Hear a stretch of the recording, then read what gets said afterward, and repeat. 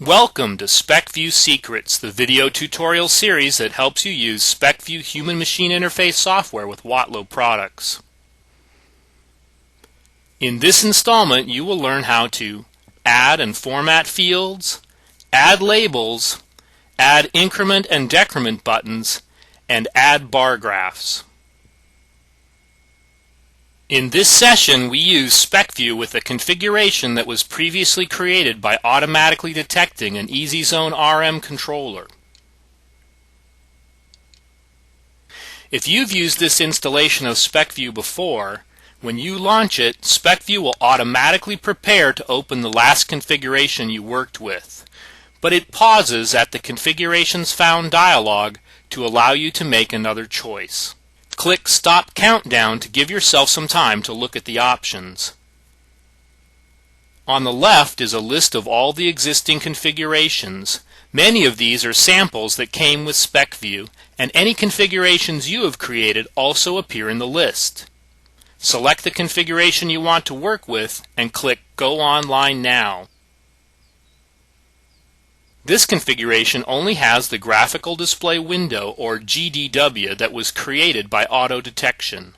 To customize the configuration, from the File menu choose Configuration Mode, and Specview opens the GDW in the editor. During auto detection, Specview added several instrument views to the GDW.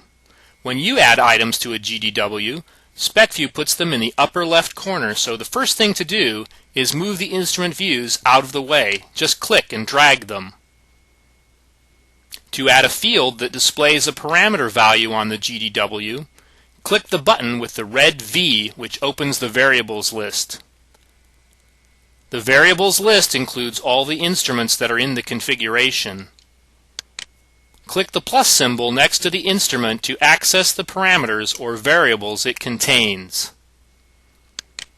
When configurations are created with auto detection, the instruments are named like those seen here. For example, C9 EZ1 Controller 2 contains the parameters for the second control loop in an EasyZone controller with address 1 that communicates with Specview via COM port 9. Most likely you can come up with names that will make more sense to your operators.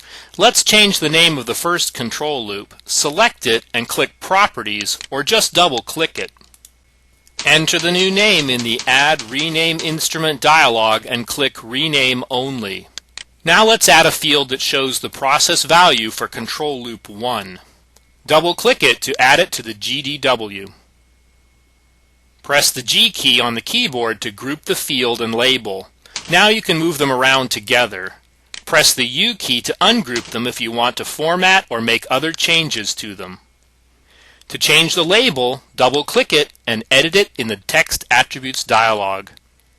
You can also change the font, style, size, and color of the text here.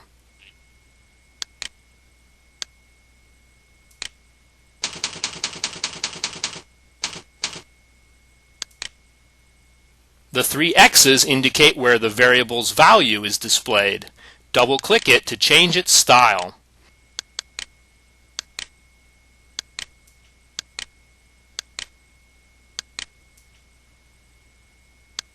After formatting them, you may want to group the field and label together again.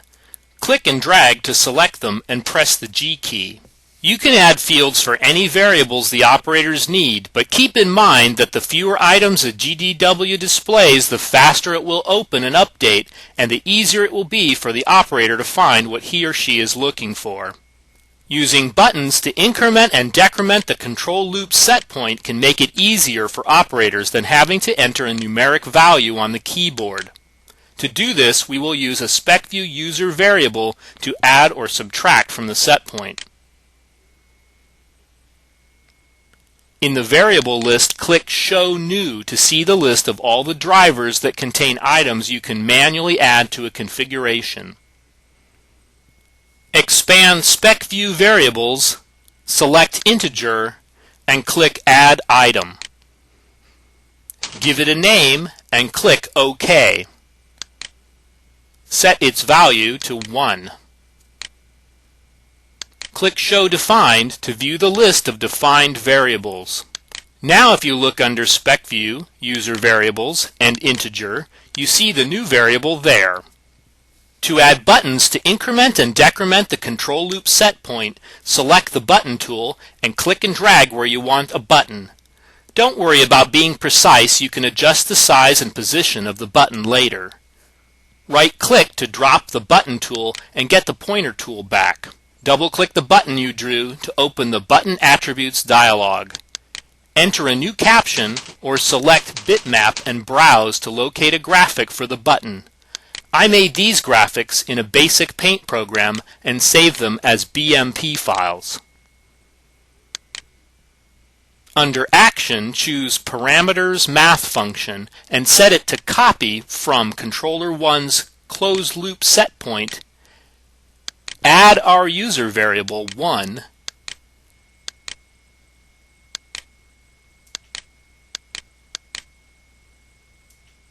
and copy to Controller 1's closed loop set point. So every time the operator clicks the button, Specview will take the current value of the set point, add 1 to it, and set the set point to the new value. Click OK, and you see the button has the up arrow we selected. You can go through the same process to create a down button, but it's easier just to copy the first button and modify the copy. Select the button, copy and paste it. The copy is created on top of the original. Drag it over, double-click it, and make the changes. Change the caption or the graphic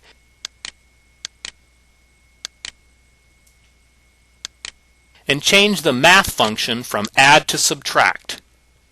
Click OK. Now operators have a convenient way to make small set point adjustments. Let's give them a way to see the value with a bar chart. Select the Bar Chart tool and click and drag to draw a bar chart on the screen. Set the scale to appear on the left side and show the value on the bar. Set the top and bottom values appropriately for the application and choose Set Point in the variable list by double-clicking it. You may have to adjust the size of the bar chart to allow room for both the bar and the scale. Let's save the GDW and check our work. Click the Save button and the Run button. Specview establishes communications with the controllers and populates the fields and other controls on the GDW with values. When you click the Up button, the set point increases.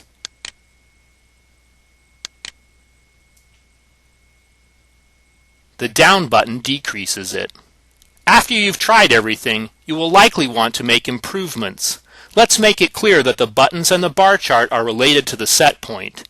From the File menu, choose Configuration Mode to go back to the GDW editor and make changes. Drag the buttons over next to the bar chart. To add a label, select the Text tool and click the screen. Type Set Point, set the formatting,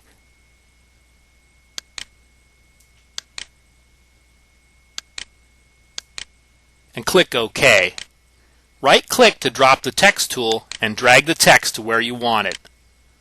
Save your changes and run the configuration to see the results.